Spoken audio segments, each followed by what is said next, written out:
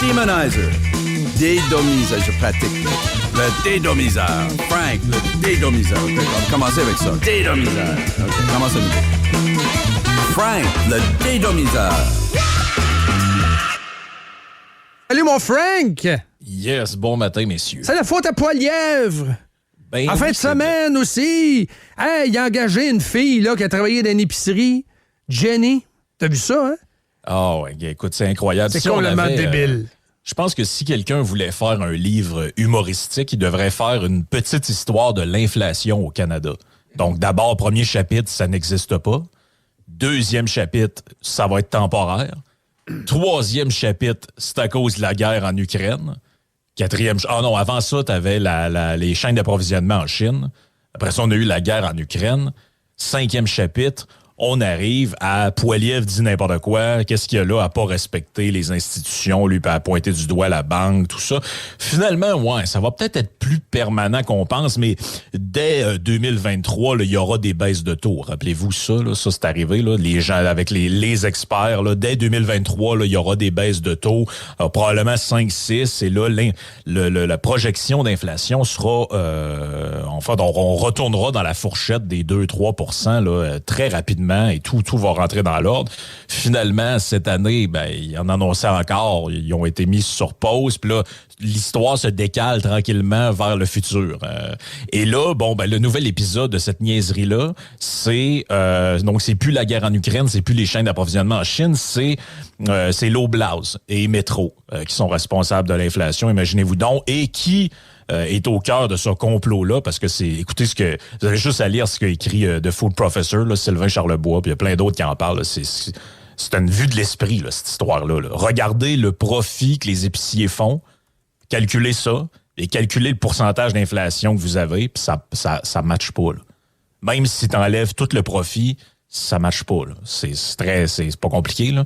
Et là, bon, au cœur de cette nouvelle théorie du complot-là, alimentée par plusieurs médias, il y a Pierre Poilievre, évidemment. Oui. Rappelons l'histoire pour les gens qui sont pas au courant. Il y a une nommée Jenny qu'on connaît pas. Ça a été une grande cadre, paraît-il, chez l'Oblast. Wes Warper aussi. C'est ça. Fait que là, Poilievre l'a embauché. Donc, on aura compris que ce que les médias veulent nous faire croire, c'est que Poilievre... il est arrangé avec la gang, puis au final, c'est un pas de cœur, c'est un salaud, ça le dérange pas, tant que ça, les hauts prix d'épicerie. Mais il y a un conseiller conservateur sur Twitter qui est allé dire « Jouez pas dans ce film-là », parce que dans le registre des lobbyistes, on se rend compte que plusieurs anciens libéraux font du lobbying pour les grosses chaînes d'épicerie. Là. Allez pas là, là. Allez pas là, là.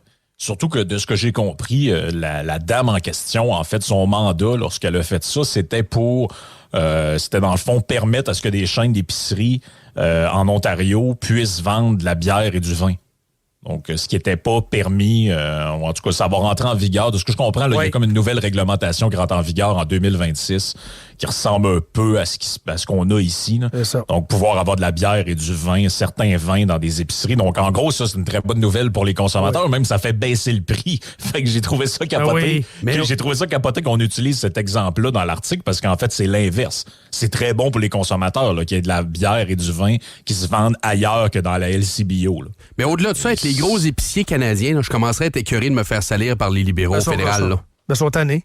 Il l'a dit. Ouais. Monsieur le métro, il a pété une fuse la semaine passée. Quand Champagne te l'a picossé. C'est Champagne qui n'arrête pas de picosser. La job de marde de Trudeau, qui a créé l'inflation, sont en train d'essayer de la mettre sur le dos des épiciers.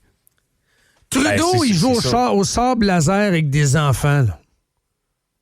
Non, mais c'est T'as-tu vu ça en fin de semaine? Ben oui, j'ai hey, c'est fucked up. Là. Et Freeland dit, si vous enlevez le prix de votre maison et l'immobilier de l'indice d'inflation, il y a beaucoup moins d'inflation. Ah oui? Fait que si je tiens pas compte des caries que j'ai dans la bouche, j'ai beaucoup moins mal aux dents. Non, c'est ça. Puis si on exclut le salon de massage et les danseuses, je suis fidèle au bout, moi. Ouais, très, très fidèle. Effectivement. Si j'enlève ma belle-sœur... ouais, c'est ça. Je fous pas ben. Ouais, ben c'est comme on dit en bon québécois, c'est excepté une fois au chalet. Non, mais c'est niaiseux. C'est ça pareil, la logique des libéraux. Mais l'histoire du sable laser, là, c'est fucké raide. Là. Ils jouent au sable laser avec des enfants. Moi, je croyais pas ça. Je me suis dit, c'est de l'intelligence artificielle. Ils veulent qu'on blaste Trudeau, c'est un faux montage. Mais non, c'est sur son compte. Ah C'est non, sur mais- son compte Twitter. Le gars est complètement pas là, là.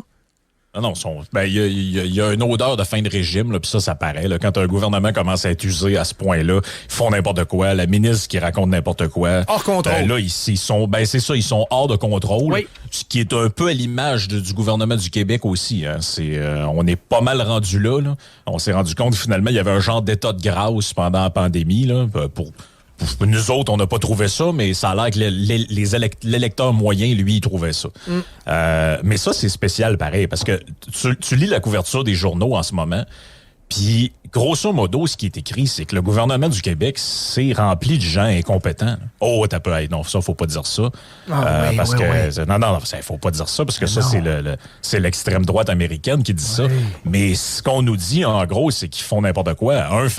Dans le journal, on nous disait que Guilbeault faisait n'importe quoi. Après ça, un autre, ils font tout n'importe quoi. Mais pendant la pandémie, ils étaient vraiment compétents. Ah, C'est ce bout-là, moi, parce que nous autres, quand on disait qu'ils faisaient n'importe quoi, que c'était géré à petite semaine, puis qu'on se levait le matin, met le doigt dans les airs, finalement, ça va être un couvre-feu. On était des conspis. Ben, ça a l'air qu'on était des fous de penser ça. Oui. Là, la pandémie est finie.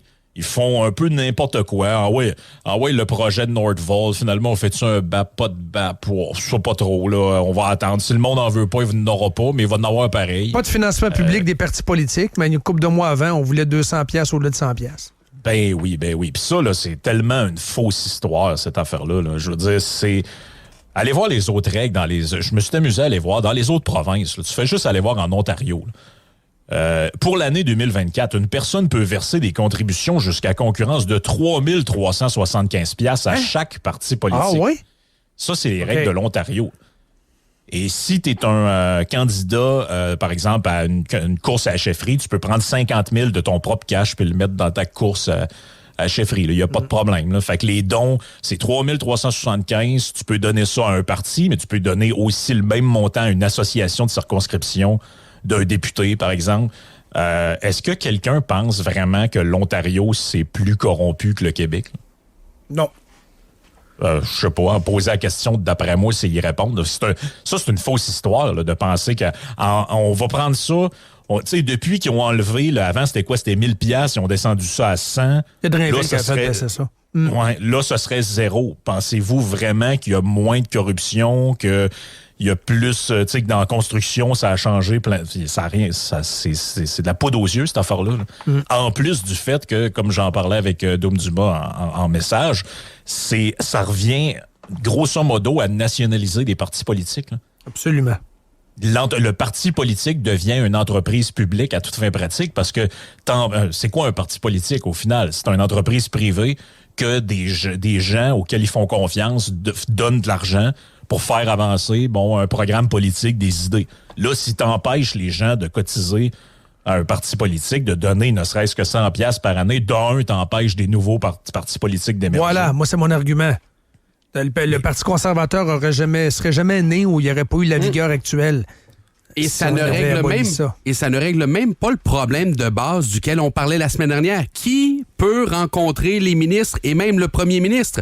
Ça va toujours continuer, c'est des connexions. Je retombais encore en fin de semaine sur un bout du podcast Bonjour tout le monde à François Legault. Très bon podcast, hein, ça c'est bon. Ça. Il y a, comment il s'appelle, le chum à Véro? Louis Morissette. Louis Morissette devant lui, puis qui est en train de dire, là, monsieur Legault, faut que vous mettiez plus d'argent en culture. Il est en train d'y faire du lobbying dans un podcast. Carrément. T'es en train d'orienter une politique. On peut pas, là, nous, le rencontrer, Legault, là. Il vient pas nous voir en plus, fait que regarde, c'est sûr que ça aide pas non plus.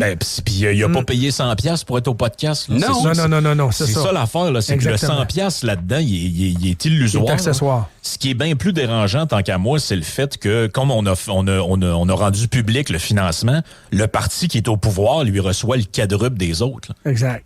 C'est là qu'il y a le problème, là, c'est que le parti qui est au gouvernement est financé par l'État lui-même. Vous voyez bien qu'il y a comme de quoi de bizarre là-dedans. C'est qu'autrement dit, ça favorise, ça donne des armes inégales pour se battre, alors que normalement, si tu veux que les choses changent, des citoyens peuvent se coaliser, des groupes de pression, tout ça, ramasser de l'argent. Regardez ce que les chiffres... Les écolos sont organisés en baptême. Je suis pas sûr qu'eux autres font un film de donner 100$. Ils mobilisent les médias. Ils mobilisent les médias. Les médias font une couverture complaisante. Dominique Champagne n'a pas payé 100$ pour rencontrer le PM. Lui, il l'a rencontré direct. Oui. Mais il influence les médias et les médias influencent les dirigeants.